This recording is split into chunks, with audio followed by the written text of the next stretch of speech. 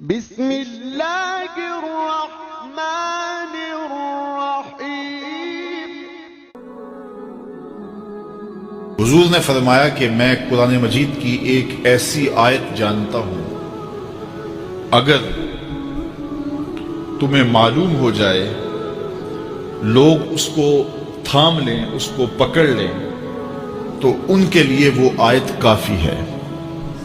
ایک آیت قرآن کی جو میں جانتا ہوں، اگر لوگ اس کو تھام لیں، اس پہ عمل پیرا ہو جائیں، اس کو روحوں میں اتار لیں، اس کو اپنے عمل کا حصہ بنا لیں، اس پر یقین و اذعان کا جہاں آباد کر لیں، تو فرمایا کہ وہ ایک آیت ہی ان کی پوری زندگی کے لیے کافی ہے۔ اللہ اکبر۔ اور وہ آیت کیا ہے؟ حضور نے بتائی، وہ آیت یہ ہے، وَمَن يَتَّقِ اللَّهَ يَجْعَل لَّهُ مَخْرَجًا وَيَرْزُقْهُ مِنْ حَيْثُ لَا يَحْتَسِبُ، کہ جو اللہ سے ڈرتا ہے، اللہ اس کے لیے راستے کھول دیتا ہے اور اس کو وہاں سے رزق دیتا ہے جہاں سے اسے گمان بھی نہ ہو۔ ہم ایک دفعہ ایک سفر پہ تھے، تو ہماری گاڑی کا پیٹرول ختم ہو گیا، تو اتفاق سے ہمارے پاس کوئی رقم نہیں تھی کہ جس سے ہم پیٹرول ڈلوا سکیں۔ تو میں نے اپنے ساتھی سے کہا کہ یہاں کوئی قریب ترین ساتھی ہو تو اس کا نمبر ہو تو اس کو فون کرو کہ ہمیں تھوڑی سی رقم بھیجے تاکہ ہم گاڑی میں پیٹرول ڈلوا لیں، اور اگر کوئی قریب یاد آ جائے تو ہم اتنا سفر کر سکتے ہیں، 1-8 کلومیٹر۔ تو اچانک ایک ساتھی یاد آ گیا کہ وہ یہ دوسری تیسری روڈ کے اوپر اس کا گھر ہے، تو ہم نے گاڑی ادھر موڑی، تو ابھی اس کے گھر نہیں پہنچے تھے، تو ایک آدمی ہمیں دیکھ کے تو حشاش بشاش ہو گیا۔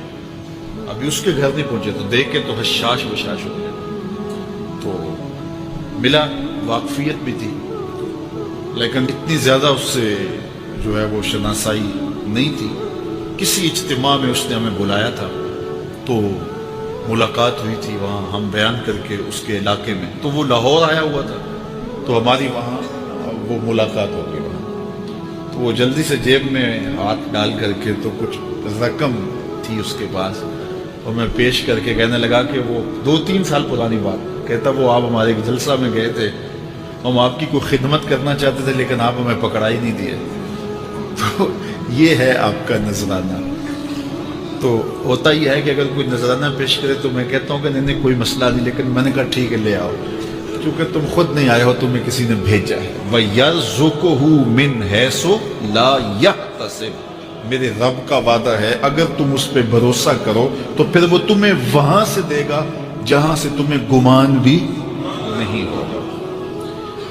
یہ یہاں ٹول پلازا ہوتا تھا نا، یہاں یہ جو پنڈی بائی پاس کے باہر، ہم 3 دن کا مسلسل سفر کر کے آئے، تو جو رقم وغیرہ تھی تو وہ کہیں راستے میں ختم ہو گئی۔ جہاں جیب میں ہاتھ ڈالا تو ہمارے پاس وہ اتنے پیسے بھی نہیں تھے کہ وہ ٹول والے کو دے سکے۔